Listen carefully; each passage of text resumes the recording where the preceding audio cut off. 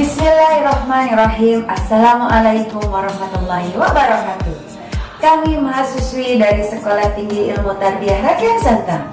Video ini kami buat guna menyelesaikan tugas dari mata kuliah Pendidikan Keluarga dengan dosen pengampu Ibu Rini Novianti, MPD. Kami dari kelompok 6 dan kami terdiri dari 4 orang yang masing-masing anggotanya saling bekerja sama guna menyelesaikan tugas ini dengan sebaik-baiknya.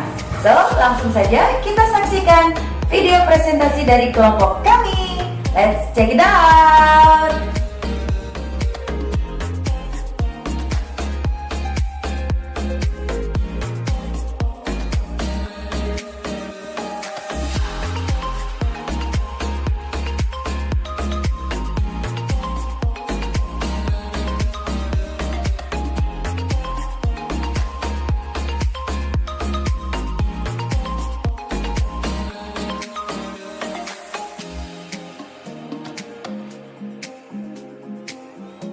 Pada zaman ini, teknologi sangatlah berkembang dengan pesat. Karena itu, nilai-nilai kehidupan pun akan berubah seiring berkembangnya era digital dan teknologi yang ada. Bisa berkembang mendapatkan dampak positif maupun dampak yang negatif. Menurut Herimanto dan Winarno, perkembangan teknologi dan informasi saat ini sudah sangat mempengaruhi kehidupan anak-anak di dalam zaman era digital.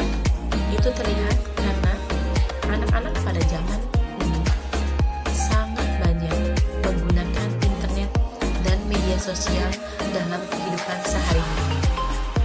Menurut koran Sindo, 10 Agustus 2017, ada ciri-ciri 3 karakteristik yang mengungkapkan bahwa anak-anak tersebut hidup di dalam era digital saat ini.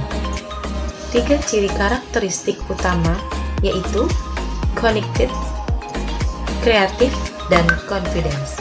Connected tersebut adalah anak-anak sudah memakai internet ataupun media sosial untuk hubungan sosial di dalam kehidupannya sehari-hari.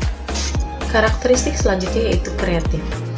Kreatif itu merupakan generasi yang sangat out of the box karena mereka sangat bisa mempunyai ide-ide yang cemerlang dan dapat mengungkapkannya kepada orang lain.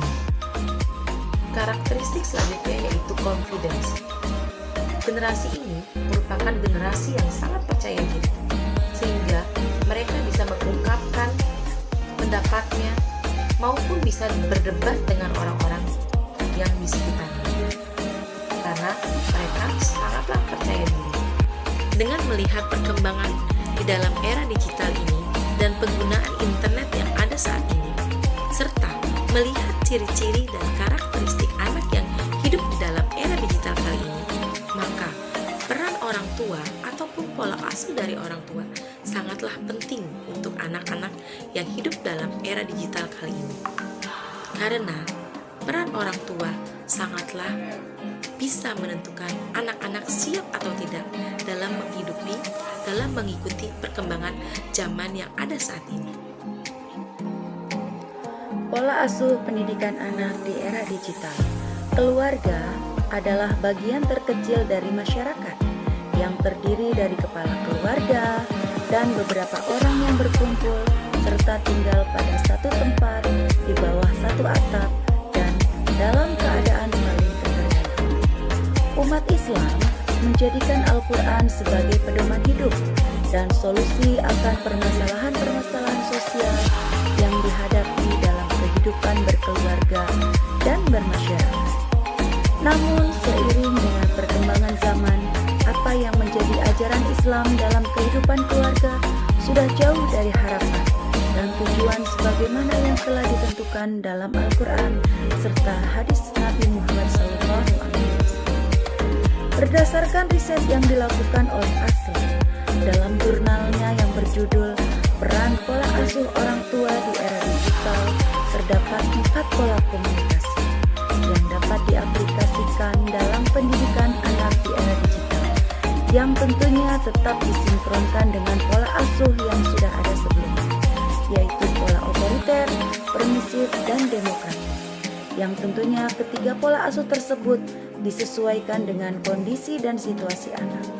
4 pola komunikasi tersebut adalah: yang pertama, pola konsensual, adanya musyawarah mufakat.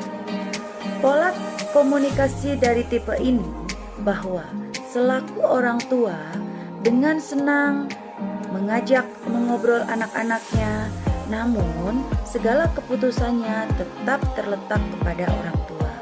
Walaupun berbeda dengan kemauan anak, tetapi alasan ketidaksetujuan orang tua terhadap kemauan anak dijelaskan dengan mendalam, sehingga anak lebih mengerti dan memahami mengapa orang tuanya tidak menyetujui keinginannya. Yang kedua adalah pola pluralistik. Komunikasi ini lebih terbuka, sehingga orang tua sering berbicara dengan anak. Bahkan keputusan diserahkan kepada anak semuanya. Yang penting urusan itu adalah baik. Anak lebih berpikir secara bebas. Yang ketiga adalah pola protektif. Komunikasi orang tua dengan anaknya sangat jarang sekali. Akan tetapi sifat dan kepatuhan atau norma dalam keluarga sangat dijunjung tinggi. Sehingga tipe ini jika anak marah, maka anak akan lebih mudah dipicu. Yang keempat adalah pola laissez-faire atau masa bodoh. Pola ini sangat jarang dilakukan oleh orang tua karena sering terjadi kesalahan dalam komunikasi antar orang tua dan anak. Manfaat dan bahaya internet dalam pendidikan anak. Untuk menjaga agar pemanfaatan internet itu tetap memberikan kontribusi signifikan terhadap pengembangan peserta didik, menjadi manusia berkarakter, dan menjadi manusia berkecerdasan intelektual, hendaknya harus ada prinsip-prinsip yang diterapkan. Seperti pemanfaatan internet sebaiknya mempertimbangkan karakter peserta didik, karakter tenaga kependidikan dalam keseluruhan pembuatan teknologi internet. Lalu pemanfaatan internet juga sebaiknya dirancang untuk memperkuat minat dan motivasi pengguna untuk menggunakannya semata guna meningkatkan dirinya dari segi intelektual, dari segi spiritual, dari segi sosial dan ragawi. Pemanfaatan internet juga sebaiknya menumbuhkan kesadaran dan keyakinan akan pentingnya kegiatan berinteraksi langsung dengan manusia. Internet juga bisa bermanfaat untuk menjaga bahwa kelompok sasaran tetap dapat mengapresiasikan teknologi komunikasi yang sederhana. Lalu, pemanfaatan internet juga bisa mendorong pengguna untuk menjadi lebih kreatif, menjadi lebih inovatif, sehingga tidak hanya puas menjadi konsumen informasi berbasis internet. Bahaya internet dalam pendidikan.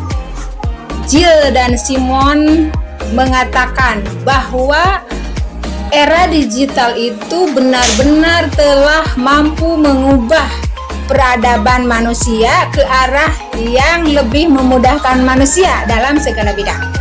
Arus internet yang semakin luas dan dapat dinikmati oleh semua pihak tentunya memberikan kemudahan yang luar biasa dan tidak dapat disangkal dari segi negatif. Ada hal-hal yang perlu diperhatikan dan diwaspadai terutama untuk anak.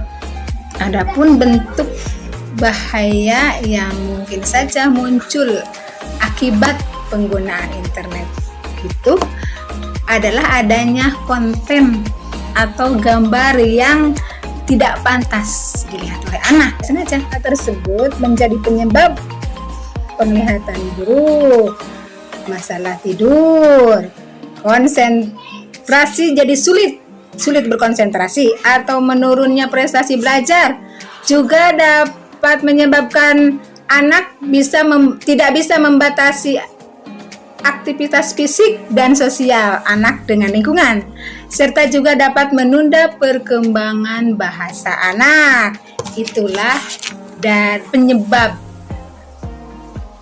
dampak buruk atau bahayanya internet bagi. Kesimpulan dari pembahasan di atas adalah perkembangan teknologi dan informasi tidak dipungkiri di era digital ini sangat mempengaruhi kehidupan di zaman sekarang.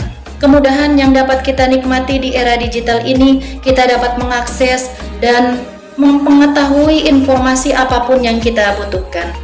Akan tetapi kita sebagai orang tua harus selalu mendampingi anak-anak kita dalam mengakses sosial media atau internet, karena anak-anak belum bisa memfilter dan menyaring mana yang baik dan mana yang buruk. Tentunya kitalah sebagai orang tua yang harus mengarahkan anak-anak kita agar lebih bijak untuk menggunakan internet atau sosial media tersebut. Pentingnya keteladanan orang tua dalam mendidik anak-anaknya tercantum dalam Quran Surat Al-Ahzab ayat 21. Untuk itu, marilah mulai dari diri kita sendiri untuk bijak dalam menggunakan sosial media.